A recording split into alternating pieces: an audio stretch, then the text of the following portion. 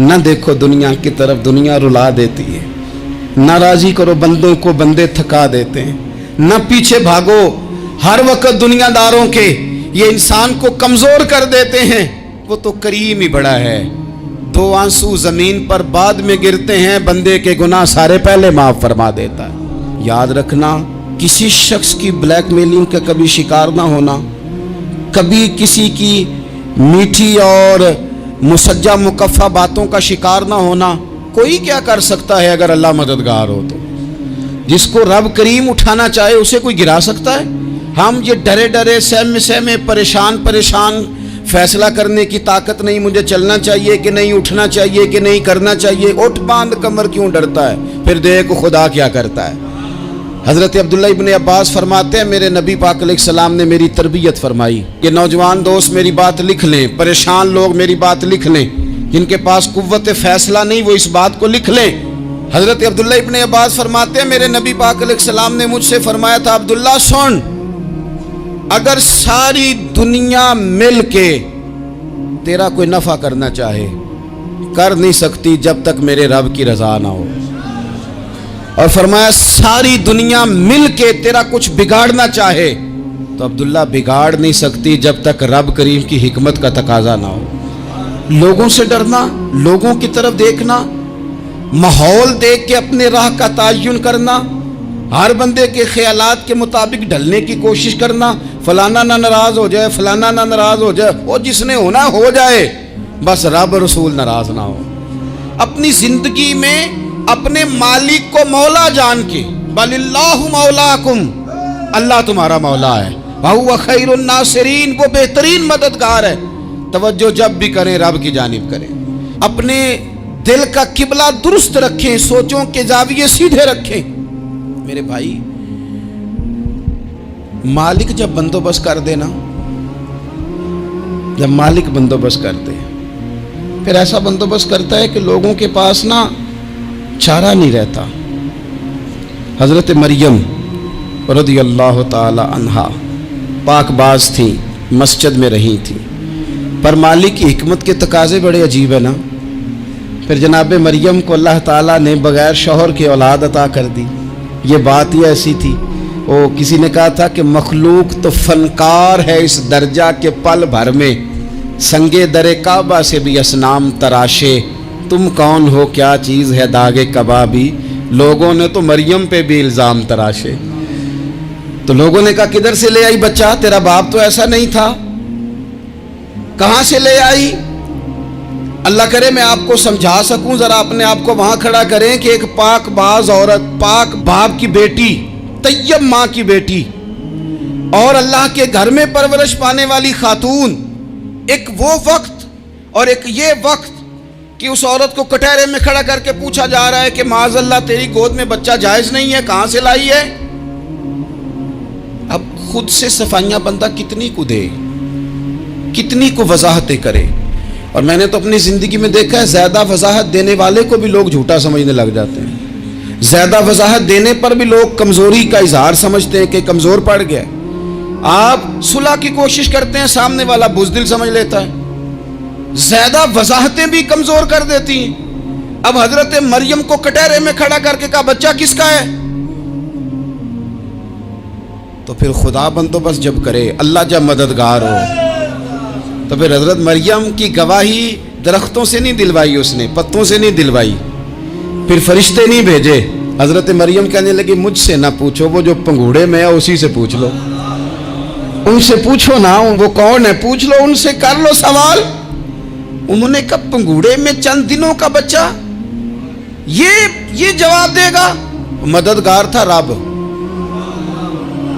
ان کی برات کا اعلان کرنا تھا مالک نے، اور جب مالک اعلان کر دے، جب مالک تیری صفائی دینا چاہے، جب مالک تجھے دنیا کے سامنے نکھارنا چاہے، تو پنگوڑے میں لیٹے حضرت عیسیٰ بول کے کہنے لگے انی عبداللہ آتانی الکتاب، فرمایا میں اللہ کا بندہ ہوں، رب نے مجھے کتاب عطا کر کے نبی بنا کے دنیا میں بھیجا ہے، میں اللہ کا بندہ ہوں، کتاب لے کے آیا ہوں، نبی بن کے آیا ہوں۔ پھر پنگوڑے سے اعلان ہو گیا، پھر بچہ بول پڑا، اور یہ ایک دفعہ نہیں بات ہوئی، یہ بنی اسرائیل میں ایک جریج نام کے شخص بھی تھے جو نماز پڑھ رہے تھے. بعض نے لکھا ہے نفل نماز تھی. اماں نے پکارا تو آئے نہیں, تو ماں کے منہ سے نکل گیا تو اتنی دیر تک مرے گا نہیں جب تک کسی بے حیا عورت کا منہ نہ دیکھ لے. تو وہ عبادت گزار تھے, لیکن لوگوں نے ان کی عبادت, ریاضت, پرہیزگاری کو نہیں دیکھا. بس ایک عورت کو بھیج کے الزام لگوا دیا. وہ عورت آیا جایا کرتی تھی, اب آ جاتی ہیں عورتیں, مسئلہ پوچھنے کی نیت سے بھی آ جاتی ہیں. ماحول میں کچھ جگہ ایسی بھی ہیں جہاں عورتیں دم کرانے کے بہانے آ جاتی ہیں. وہ خاتون آتی جاتی تھی اس خانقاہ پہ, آستانے پہ, یہ بخاری میں موجود ہے. پھر اس نے کہا میری گود میں جو بچہ ہے یہ انہی کا ہے. مجھے بتائیں کیسے بندہ وضاحت دے. حالات خراب ہو گئے, لوگ کٹیا جلانے لگے, ماحول اور طرح کا بن گیا. میرے نبی پاک علیہ الصلوۃ والسلام فرماتے ہیں پھر اس رب کے بندے نے کہا مالک تو کریم ہے, تیری مشیت کا تقاضا آیا جو میری ماں نے جملے بولے تھے, پر اب میں وضاحت دینے کے قابل نہیں رہا, اب تو ہی کرم کرے گا تو دروازہ کھلے گا. تو وہ چند دنوں کا بچہ پنگوڑے میں بول کے کہنے لگا میں اس درویش کا نہیں, میں تو فلانے چرواہے کا بچہ ہوں, وہ جو بکریاں چراتا ہے. رب کی مدد کو پکاریں, اپنے ساتھ اپنے مالک کی مدد کو شامل کریں, تھوڑے رزق پر بھی گزارا اچھا ہونے لگ جائے گا. سارے لوگ آپ کو گرانے کی تدبیریں کر رہے ہوں گے اور مالک آپ کو عزتیں عطا فرما دے گا. اس کی بارگاہ سے حکمت کا تقاضا اور ہو جائے گا. ہم نے ساری زندگی لوگوں کو راضی کرنے میں گزار دی, ساری زندگی بڑھاپا آ گیا بچوں کو پالتے, اور بچوں نے آخری عمر میں کہہ دیا ابا اگر کوئی ڈھب کا کام کر لیتے تو آج ہمارے دن بھی پھر نہ جاتے. ساری زندگی گزار دی بہن بھائیوں کو راضی کرنے میں, ساری زندگی گزار دی ذمہ داریاں اٹھانے میں. ان کو 99 دفعہ دیا, ایک دفعہ نہیں دیا تو انہوں نے کہہ دیا تو نے تو کبھی دیا ہی نہیں, تو تھا ہی نہیں. ساری زندگی محلے داروں علاقے والوں کو راضی کرنے میں گزار دی. اور میں نے ایسے لوگ بھی دیکھے دین کے لیے وقت گزارا, لیکن جب بڑھاپے میں دانت کام نہ کرتے تھے تو وقت کے مفتیوں کو بھی مسجدوں کی کمیٹیوں نے کہہ دیا اب آپ کی سمجھ نہیں آتی, ہم نے خطیب کو یور رکھنا ہے.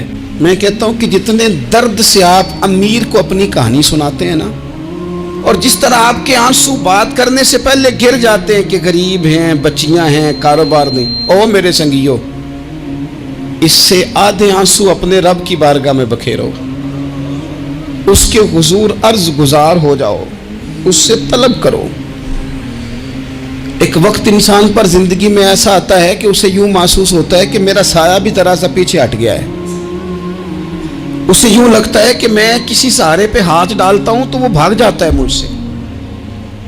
لیکن مالک کی بارگاہ ایسی عظیم بارگاہ ہے, رب رسول کے آستانے اتنے بڑے ہیں کہ آپ جب وہاں کشکول طلب دراز کرتے ہیں تو جھولی پھیلانے میں دیر لگتی ہے, ان کو بھرنے میں تو کوئی دیر نہیں لگتی. ہم نے اپنا سوچ کا قبلہ ہی دنیا کو بنا لیا ہے. یہ جو اللہ والوں کی مدد ہے یہ تو ہے نہیں, اللہ ہی کی مدد ہے.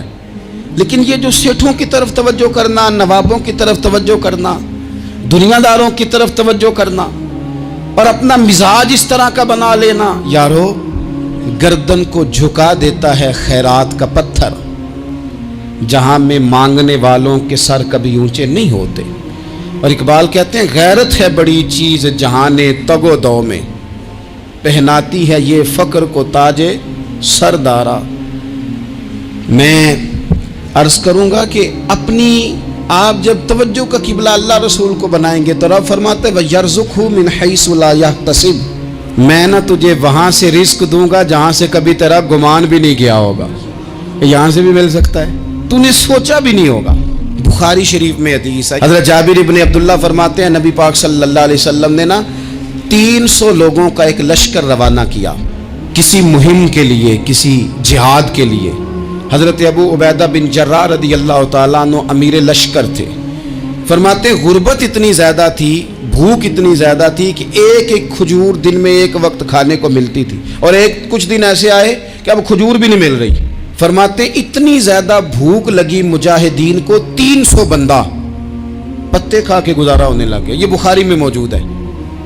آپ فرماتے ہیں کہ دریا کے کنارے ہمارا پڑاؤ تھا, ٹھہراؤ تھا, جب بھوک سے نڈھال ہو گئے نا، وَيَرْزُقْهُ مِنْ حَيْثُ لَا يَحْتَسِبُ، اللہ وہاں سے روزی دیتا ہے، گمان بھی نہیں ہوتا۔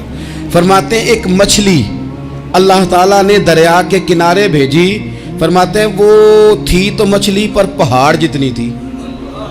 بخاری میں لفظ ہیں، حضرت جابر ابن عبداللہ رضی اللہ تعالیٰ عنہ فرماتے ہیں 300 آدمی 18 دن تک اس مچھلی کو کھاتے رہے، مچھلی ختم ہی نہیں ہوئی۔ مچھلیاں نہیں، مچھلی کہتے ہیں 18 دن 300 بندہ کھاتا رہا، مچھلی ختم ہی نہیں ہوئی۔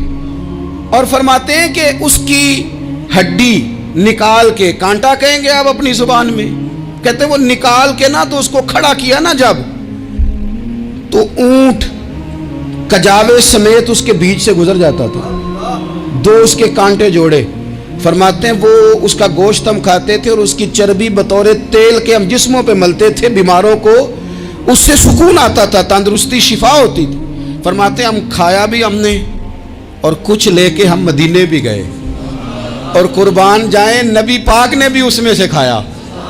ہم نے عرض کی حضور یہ معمہ کیا ہے، یہ ماجرا کیا ہے؟ تو محبوب نے فرمایا تمہارے پاس غذا نہیں تھی، رب نے تمہارے لیے بندوبست کیا ہے، اللہ نے تمہیں دیا ہے۔ مکان شروع کر لیا، ایک صاحب نے وہ مکان بنانے لگے، آپ وہ حساب لگا رہے ہیں، کہتے ہیں میرے پاس اتنے پیسے ہیں، اتنے میں نے فلانے دوست سے کہنا ہے اس نے دے دینے، اتنے فلانے رشتہ دار سے کہنا ہے اس نے دے دینے، اتنے فلانے سے کہنا ہے اس نے دے دینے۔ یہ ساری کاپی بنا کے مکان شروع کر لیا۔ جو روز کہتا تھا نا کوئی حکم ہو جاتے دسی، سب سے پہلے اس کو کہا میاں پیسے چاہیے دین، وہ کہندا ہو کل ہی منڈا ٹوریا ہے، کدے تو پرسوں 10 داتے لب جانے سن۔ میں آپ کو اپنے تجربے کی بات بتا رہا ہوں۔ جن لوگوں کا خیال ہوتا ہے نا کہ آپ سٹارٹ کریں فلانا کام، ہم آپ کے ساتھ ہیں، اللہ کا ہی کوئی نظام ہے، وہ بالکل بھی نہیں ساتھ ہوتے۔ لیکن ایسا نہیں ہے کہ کوئی ساتھ نہیں ہوتا، اللہ تعالیٰ بڑے اسباب پیدا کرتا ہے، وہاں سے دیتا ہے جہاں سے گمان بھی۔ ہمارا یہ ذہن بن جاتا ہے ہم ساری اپنے حساب سے چلتے ہیں، اتنے رشتہ داروں سے، اتنے، کون آپ کے ساتھ چلے گا؟ سوال ہی نہیں پیدا ہوتا۔ یہ سارے کام چھوڑ کے سب سے پہلے 2 رکعتیں پڑھو، اپنے رب کی بارگاہ میں، رسول کائنات کی بارگاہ میں گزارشات اور استغاثے پیش کرو، وہاں سے خیر طلب کرو۔ دنیا دار کیا دیں گے، کیا دے سکتے ہیں، کیا حیثیت ہوتی ہے کسی؟ اللہ کہتا ہے وہاں سے دوں گا۔ تو جو اللہ مال دے وہ لینا چاہیے کہ رشتہ داروں کا مال دیکھنا چاہیے؟ جو اللہ دے وہ لینا چاہیے کہ سیٹھوں نوابوں کی جیبیں دیکھنی چاہیے؟ جو اللہ دے وہ قبول کرنا چاہیے یا دیکھنا چاہیے کون سا آدمی کہاں پہنچ گیا؟ چھوڑو، اپنی مٹی پہ چلنے کا سلیقہ سیکھو۔ کسی کے سنگ مرمر پہ چلو گے تو پھسل جاؤ گے، پھسل جا۔ اس پر ایک اور بات عرض کر دوں، صحیح بخاری سے، مسلم سے ایک اور بات۔ کچھ چیزیں ایسی ہیں جن سے اللہ کی مدد آتی ہے، مدد ملتی ہے۔ ایک چیز ان میں سے ایسی ہے جس سے بہت مدد نازل ہوتی، وہ ہے کہ جب رب آپ کو دے نا تو پھر آپ بھی اس کے رستے میں دیں، پھر مدد آتی ہے، پھر اور آتا ہے۔ بخاری مسلم میں حدیث ہے، یہ زیادہ ہی توجہ طلب امر ہے، اس پر آپ غور کریں گے۔ حضرت ابو ہریرہ فرماتے ہیں کہ نبی پاک علیہ السلام نے فرمایا ایک شخص نے بادلوں کے اندر سے آواز سنی کہ فلاں آدمی کا کھیت اور باغ خشک ہو گیا ہے، وہاں برسو اور اس کے کھیت کو سیراب کرو۔ وہ بڑا حیران ہوا کہ بادل سے آواز آ رہی۔ پھر اس نے دیکھا کہ ایک پہاڑی پر بارش ہوئی، وہ بادل وہاں برسا، پھر نالیوں سے ہوتا ہوا پانی ایک طرف چلا۔ تو جس نے آواز سنی تھی، حضور بیان کر رہے ہیں، وہ بھی پیچھے پیچھے چلا کہ پانی کدھر جا رہا ہے۔ اس نے جا کے دیکھا کہ ایک مقام پہ ایک باغ کو وہ پانی لگ رہا ہے اور ایک آدمی وہ پانی لگا رہا ہے۔ اس نے اس سے پوچھا تیرا نام کیا ہے؟ اس نے کہا کیوں؟ کہنے لگا بتا نا۔ اس نے نام بتایا تو کہنے لگا یہی تو وہ نام ہے جو میں نے بادلوں کے اندر سے سنا ہے کہ فلاں کے کھیت کو پانی دے دو۔ اس نے کہا یار تو کیا عمل کرتا ہے کہ اسپیشل تیرے لیے بارش برسے؟ یہ بخاری پڑھ رہا ہوں، سیاستہ سے حدیث عرض کر رہا ہوں۔ اس سے پوچھا تو کیا کام کرتا ہے کہ جناب اللہ تبارک و تعالیٰ کا حکم کرم آیا کہ خاص تیرے لیے پانی برسے اور تیرے کھیت کو سیراب کرے؟ تو اس نے کہا چھوٹا ذمہ دار ہوں، پر جب فصل اگتی ہے تو 3 حصے کرتا ہوں، ایک حصہ اپنے بال بچوں پہ، بہن بھائیوں پہ خرچ کرتا ہوں، ایک حصہ پورا، اور ایک حصہ دوبارہ کاشتکاری پہ لگاتا ہوں، اور تیسرا حصہ خالص میں نے مسکینوں، یتیموں اور غریبوں کے لیے رکھا ہوا ہے۔ وہ جو تیسرا حصہ، اللہ کرے آپ سمجھیں، وہ رب کے بندوں پہ تیسرا حصہ خرچ کرتا ہے نا, تو کریم مالک نے فرمایا جہاں سے غریب کا حصہ جاتا ہے وہ کھیت خشک نہیں رہنا چاہیے.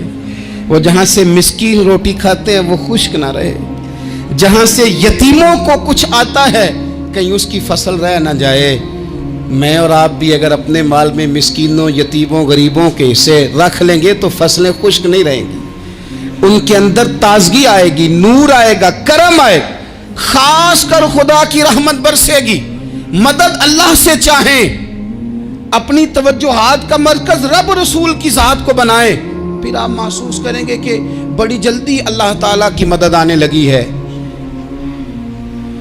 کبھی آپ صرف کہہ دیں نا میرا رب میرے ساتھ ہے, اس لفظ میں اتنی طاقت ہے کہ دشمن ویسے زہر ہو جاتا ہے.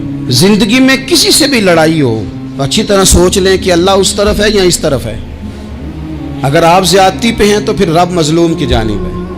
اگر اللہ کی مدد آپ کے ساتھ ہے تو دنیا کی کوئی طاقت آپ کو گرا نہیں سکتی.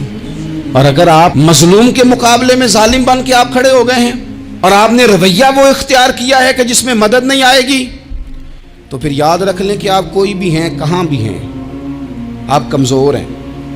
طاقتور تھے ابتدائے اسلام میں, ظاہری طاقت تھی کفار مکہ کے پاس, وہ ڈنڈوں سے مارتے تھے غریبوں کو, ان کے ہاتھوں میں ڈنڈے تھے, پر خدائی طاقت ان مظلوموں کے ساتھ تھی. صاحب زرقانی نے لکھا ہے حضرت زنیرہ رضی اللہ تعالیٰ عنہ ایک لونڈی ہے, غریب ہے, ماڑے دا کی کام محمد نس جانا یا رونا, غریب سادی بی بی اور لونڈی کنیزہ, ایک مشرک کی کنیزہ تھی, انہوں نے کلمہ پڑھ لیا. وہ ڈنڈوں سے مارتا, دروں سے مارتا, تکلیف دیتا. حضرت زنیرہ رضی اللہ تعالیٰ عنہ کو اتنا مارا, اتنا مارا. اب آپ ایک اور پہلو پر بھی غور کریں, مار بھی پڑ رہی ہے پر خدا ادھر ہی ہے, اللہ کی مدد ادھر ہی ہے. رب کہتا ہے کہ پہلے تو صبر کرنا, ان اللہ مع الصابرین, تو صبر کرے گا تو پھر رب کی معیت ملے گی. ذرا ٹھہرنا, تو تھوڑا ڈٹنا. ان الذین قالوا ربنا اللہ ثم استقاموا تتنزل علیہم الملائکہ, تو کہے اللہ میرا رب ہے, پھر تو پہلے ڈٹ, پہلے تو نے ڈٹنا ہے. ثم استقاموا, جو ڈٹ گیا, تتنزل علیہم الملائکہ, ڈٹنے والے کے لیے مدد آتی. پہلے تھوڑا ٹھہرنا پڑتا ہے, پہلے تھوڑا صبر کرنا پڑتا ہے, حوصلہ کرنا پڑتا, اس کے بعد مدد آتی. مار پڑ رہی ہے, مارا جا رہا ہے. حضرت زنیرہ کو ان کا مالک جو ہے ظاہری آقا وہ مار رہا ہے, یہ کنیزہ ہے, اتنا مارا, اتنا مارا, ان کی بینائی چلی گئی, نظر آنا بند ہو گیا. ابو جہل آیا اور کہنے لگا زنیرہ دیکھا نا ہمارے بت تیری آنکھیں لے گئے, معاذ اللہ, لات و منات ہمارے بتوں نے تجھے اندھا کر دیا. اب ایسا نہیں ہے کہ بی بی روتی جا رہی ہے, روتی جا رہی ہے, مایوسی مایوسی, معاذ اللہ, پریشانی, غریبی بڑی ہے, پوچھنے والا کوئی نہیں, یہ باتیں نہیں. کیا جملے ہیں خاتون کے, کیا لفظ ہیں. ابو جہل نے تنزیہ کہا, معاذ اللہ, کہنے لگا دیکھا نا ہمارے بتوں نے تجھے اندھا کر دیا. تو جناب زنیرہ آنکھوں کی بینائی گئی ہے, رات کو گئی ہے, دکھ ابھی تازہ ہے, لیکن اللہ پہ جو توکل ہے, اپنے مالک سے جو رشتہ ہے وہ اتنا مضبوط ہے, اتنا طاقتور ہے, اس میں اتنی گہرائی ہے کہ حضرت زنیرہ بول کے نا اتنی قوت سے بولی, اتنی طاقت سے بولی کہ پورے کفر پر لرزہ طاری ہو گیا. فرمانے لگی تمہارے بتوں کی کیا اوقات ہے کہ میری بینائی لے جائیں, یہ میری رب کی حکمت کا تقاضا ہے. جب تک اس نے چاہا زنیرہ دیکھتی رہی, اور جب اس نے چاہا زنیرہ کی آنکھوں کی بینائی چلی گئی, اور اگر وہ چاہے گا نا تو بینائی واپس بھی کر دے گا. اگر ہو ذوق یقین پیدا تو کٹ جاتی ہیں زنجیریں, اگر وہ چاہے گا تو بینائی آ بھی جائے گی. حضرت زنیرہ نے رات کو یہ لفظ کہے, ابو جہل اور سارے کفار ڈر کے سن کے چلے گئے. آپ اطمینان سے آ کے بستر پہ سوئی, جب سویرے اٹھی تو اللہ نے آنکھوں کی روشنی واپس کر دی تھی. आंखों की अब छड़ी पकड़ी है, बाजारों में घूमती है, कहती हैं बुलाओ किधर है तुम्हारे नातो मनात, देखो मेरे रब ने रोशनी वापस कर दी, आकर मेरे साथ इधर आ, सितमगर हुनर आजमाए, तू तीर आजमा हम जिगर आजमाए। बीमार लोगों याद रखो, कह दिया डॉक्टर ने कि तू बड़ा बीमार है, तू बड़ा कमजोर है, ये हो गया वो हो गया, तो डॉक्टर अपने इल्म के मुताबिक बात कर रहा है, होगा तो वो जो मेरा रब चाहेगा। कमजोर हो जाना, परेशान हो जाना, तकलीफ में आ जाना, पता नहीं बात हो गई है तो जाने क्या हो जाएगा। अपनी जिंदगी के अंदर अपने रब से रिश्ता मजबूत करें, रसूल कायनात से रिश्ता मजबूत करें, अल्लाह वालों से रिश्ता मजबूत करें। हजरत जुनैरा ने पैगाम दिया कि जिंदगी में जो जीना चाहते हैं तो वो रब का नाम लेके जी सकते हैं, जो अपनी जिंदगी में खुशियां देखना चाहते हैं तो रसूलुल्लाह के नाम पर खुशियां देखी जा सकती हैं। तवक्कुल की बुनियाद पर बंदा खुशियां ले सकता है, और अगर इंसान में तवक्कुल नहीं है तो फिर वो इस काले जादू से भी डर रहा है, वो नीले से भी डर रहा है, वो पीले से भी डर रहा है, वो फलाने से भी डर रहा है, वो मेरे खिलाफ फलाना रिश्तेदार साजिश कर रहा है तो डर रहा है, फलाना मेरे बारे में ये कर रहा है तो डर रहा है, वो पता नहीं दुनिया इधर हो जाएगी तो क्या हो जाएगा, उठ बांध कमर क्यों डरता है, फिर देख खुदा क्या करता है। तो इस सारी गुफ्तगू का निचोड़ आपको ये अर्ज किया है। सबसे पहले तो ये कि मैदानों में मदद भी अल्लाह की, रिस्क में मदद भी अल्लाह की, फसलें खुश्क हों तो मदद फिर भी अल्लाह करे, तो फिर सारी मदद, और अगर इंसान बीमार हो तो फिर भी मदद अल्लाह की। तो अपने अल्लाह की जानिब तवज्जो को बढ़ाएं, आप अल्लाह से मदद के सवाली बने। तिरमिजी की एक हदीस है, मैं आपको ज़िंदगी का तजर्बा बताता हूँ कि जब मैं बड़ा परेशान होता हूँ तो ये वाली रवायत खोल लेता हूँ, मज़ा देती है। मेरे नबी पाक अलैहिस्सलाम ने फरमाया, अपने दुख सेठों नवाबों को ना कहना, मालदारों का ना कहना, वरना अल्लाह तुम्हें कभी गनी नहीं करेगा। फरमाया अपने दुख अपने रब की बारगाह में अर्ज़ करना, जल्दी करे या देर से करे अल्लाह तुम्हें लोगों से बेनियाज कर देगा, अल्लाह तुम्हें गनी कर देगा। रात को बैठो ना उसकी बारगाह, उसे दुखड़े सुनाओ, छोटी छोटी बातें। हुजूर ने फरमाया नमक भी मांगो तो रब से मांगो, छोटी छोटी बात से शुरू करो ना। जब बंदा शुरू करता है ना छोटी छोटी चीज़ें तो बड़ी सारी चीज़ें ये इस तरह होता है जैसे बंदा रब से गुफ्तगू कर रहा है, मालिक मुझे ये चाहिए, मालिक मैं यहाँ कमज़ोर हूँ, अल्लाह मैं यहाँ परेशान हूँ। आप ये करके तो देखें, लंबी लंबी दुआएं मांग के तो देखें, उसके हुजूर जुड़ के तो देखें, आप देखेंगे राहत कितनी है, सुकून कितना है। न देखो दुनिया की तरफ, दुनिया रुला देती है, न राजी करो बंदों को, बंदे थका देते हैं, न पीछे भागो हर वक्त दुनियादारों के, ये इंसान को कमज़ोर कर देते हैं। वो तो करीम ही बड़ा है, दो आंसू ज़मीन पर बाद में गिरते हैं, बंदे के गुनाह सारे पहले माफ़ फरमा देता है। याद रखना, किसी शख्स की ब्लैकमेलिंग का कभी शिकार ना होना, कभी किसी की मीठी और मुसज्जा मुकफ़ा बातों का शिकार ना होना। कोई क्या कर सकता है अगर अल्लाह मददगार हो तो? जिसको रब करीम उठाना चाहे उसे कोई गिरा सकता है? हम ये डरे डरे सहमे परेशान फैसला करने की ताकत नहीं, मुझे चलना चाहिए कि नहीं, उठना चाहिए कि नहीं, करना चाहिए, उठ बांध कमर क्यों डरता है, फिर देखो खुदा क्या करता है।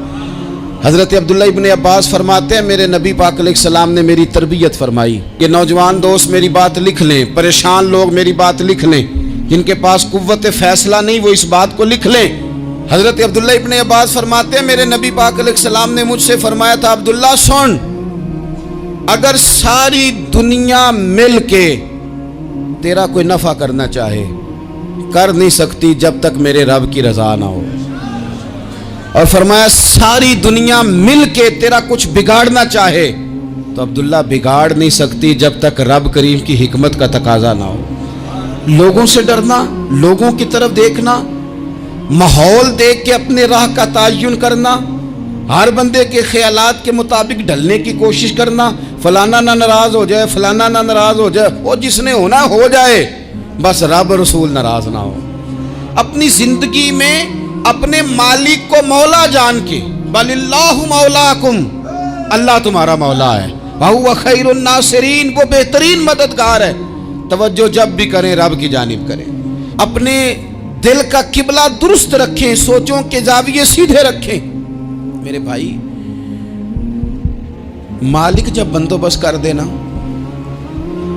जब मालिक बंदोबस्त कर दे پھر ایسا بندوبست کرتا ہے کہ لوگوں کے پاس نا چارہ نہیں رہتا۔ حضرت مریم رضی اللہ تعالی عنہا پاک باز تھیں، مسجد میں رہی تھیں، پر مالک کی حکمت کے تقاضے بڑے عجیب ہیں نا۔ پھر جناب مریم کو اللہ تعالیٰ نے بغیر شوہر کے اولاد عطا کر دی۔ یہ بات ہی ایسی تھی، وہ کسی نے کہا تھا کہ مخلوق تو فنکار ہے اس درجہ کے پل بھر میں سنگے در کعبہ سے بھی اصنام تراشے، تم کون ہو کیا چیز ہے داغے کبابی، لوگوں نے تو مریم پہ بھی الزام تراشے۔ تو لوگوں نے کہا کدھر سے لے آئی بچہ، تیرا باپ تو ایسا نہیں تھا، کہاں سے لے آئی؟ اللہ کرے میں آپ کو سمجھا سکوں، ذرا اپنے آپ کو وہاں کھڑا کریں کہ ایک پاک باز عورت، پاک باپ کی بیٹی، طیب ماں کی بیٹی اور اللہ کے گھر میں پرورش پانے والی خاتون، ایک وہ وقت اور ایک یہ وقت کہ اس عورت کو کٹہرے میں کھڑا کر کے پوچھا جا رہا ہے کہ معاذ اللہ تیری گود میں بچہ جائز نہیں ہے، کہاں سے لائی ہے؟ اب خود سے صفائیاں بندہ کتنی کو دے، کتنی کو وضاحتیں کرے۔ اور میں نے تو اپنی زندگی میں دیکھا ہے زیادہ وضاحت دینے والے کو بھی لوگ جھوٹا سمجھنے لگ جاتے ہیں، زیادہ وضاحت دینے پر بھی لوگ کمزوری کا اظہار سمجھتے ہیں کہ کمزور پڑ گیا۔ آپ صلح کی کوشش کرتے ہیں، سامنے والا بزدل سمجھ لیتا ہے، زیادہ وضاحتیں بھی کمزور کر دیتی ہیں۔ اب حضرت مریم کو کٹہرے میں کھڑا کر کے کہا بچہ کس کا ہے؟ تو پھر خدا بندوبست جب کرے، اللہ جب مددگار ہو، تو پھر حضرت مریم کی گواہی درختوں سے نہیں دلوائی، اس نے پتوں سے نہیں دلوائی، پھر فرشتے نہیں بھیجے۔ حضرت مریم کہنے لگی مجھ سے نہ پوچھو، وہ جو پنگوڑے میں ہے اسی سے پوچھ لو، ان سے پوچھو نا وہ کون ہے، پوچھ لو ان سے، کر لو سوال۔ انہوں نے کہا پنگوڑے میں چند دنوں کا بچہ، یہ جواب دے گا؟ مددگار تھا رب، ان کی برات کا اعلان کرنا تھا مالک نے، اور جب مالک اعلان کر دے، جب مالک تیری صفائی دینا چاہے، جب مالک تجھے دنیا کے سامنے نکھارنا چاہے، تو پنگوڑے میں لیٹے حضرت عیسیٰ بول کے کہنے لگے انی عبداللہ آتانی الکتاب، فرمایا میں اللہ کا بندہ ہوں، رب نے مجھے کتاب عطا کر کے نبی بنا کے دنیا میں بھیجا ہے، میں اللہ کا بندہ ہوں، کتاب لے کے آیا ہوں، نبی بن کے آیا ہوں۔ پھر پنگوڑے سے اعلان ہو گیا، پھر بچہ بول پڑا۔ اور یہ ایک دفعہ نہیں بات ہوئی، یہ بنی اسرائیل میں ایک جریج نام کے شخص بھی تھے جو نماز پڑھ رہے تھے، بعض نے لکھا ہے نفل نماز تھی، اماں نے پکارا تو آئے نہیں، تو ماں کے منہ سے نکل گیا تو اتنی دیر تک مرے گا نہیں جب تک کسی بے حیا عورت کا منہ نہ دیکھ لے۔ تو وہ عبادت گزار تھے، لیکن لوگوں نے ان کی عبادت، ریاضت، پرہیزگاری کو نہیں دیکھا، بس ایک عورت کو بھیج کے الزام لگوا دیا۔ وہ عورت آیا جایا کرتی تھی، اب آ جاتی ہیں عورتیں، مسئلہ پوچھنے کی نیت سے بھی آ جاتی ہیں۔ ماحول میں کچھ جگہ ایسی بھی ہیں جہاں عورتیں دم کرانے کے بہانے آ جاتی ہیں۔ وہ خاتون آتی جاتی تھی اس خانقاہ پہ، آستانے پہ، یہ بخاری میں موجود ہے، پھر اس نے کہا میری گود میں جو بچہ ہے یہ انہی کا ہے۔ مجھے بتائیں کیسے بندہ وضاحت دے؟ حالات خراب ہو گئے، لوگ کٹیا جلانے لگے، ماحول اور طرح کا بن گیا۔ میرے نبی پاک علیہ الصلوۃ والسلام فرماتے ہیں پھر اس رب کے بندے نے کہا مالک تو کریم ہے، تیری مشیت کا تقاضا آیا جو میری ماں نے جملے بولے تھے، پر اب میں وضاحت دینے کے قابل نہیں رہا، اب تو ہی کرم کرے گا تو دروازہ کھلے گا۔ تو وہ چند دنوں کا بچہ پنگوڑے میں بول کے کہنے لگا میں اس درویش کا نہیں، میں تو فلانے چرواہے کا بچہ ہوں، وہ جو بکریاں چراتا ہے۔ رب کی مدد کو پکاریں، اپنے ساتھ اپنے مالک کی مدد کو شامل کریں، تھوڑے رزق پر بھی گزارا اچھا ہونے لگ جائے گا۔ سارے لوگ آپ کو گرانے کی تدبیریں کر رہے ہوں گے اور مالک آپ کو عزتیں عطا فرما دے گا، اس کی بارگاہ سے حکمت کا تقاضا اور ہو جائے گا۔ ہم نے ساری زندگی لوگوں کو راضی کرنے میں گزار دی، ساری زندگی بڑھاپا آ گیا بچوں کو پالتے، اور بچوں نے آخری عمر میں کہہ دیا ابا اگر کوئی ڈھب کا کام کر لیتے تو آج ہمارے دن بھی پھر نہ جاتے۔ ساری زندگی گزار دی بہن بھائیوں کو راضی کرنے میں، ساری زندگی گزار دی ذمہ داریاں اٹھانے میں، ان کو 99 دفعہ دیا، ایک دفعہ نہیں دیا تو انہوں نے کہہ دیا تو نے تو کبھی دیا ہی نہیں، تو تھا ہی نہیں۔ ساری زندگی محلے داروں، علاقے والوں کو راضی کرنے میں گزار دی، اور میں نے ایسے لوگ بھی دیکھے دین کے لیے وقت گزارا، لیکن جب بڑھاپے میں دانت کام